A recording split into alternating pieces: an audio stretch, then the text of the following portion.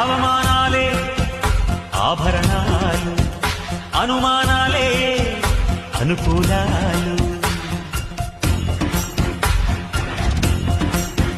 సందేహాలే సందేశాలు, చిత్కారాలే సత్కారాలు. అనుకోవాలి, అడుగెయ్యాలి, ముళ్ళ మార్గాన్ని అన్వేషించాలి. అలుపొస్తున్నా కలలే కన్నా పూల స్వర్గాన్ని అధిరోహించాలి.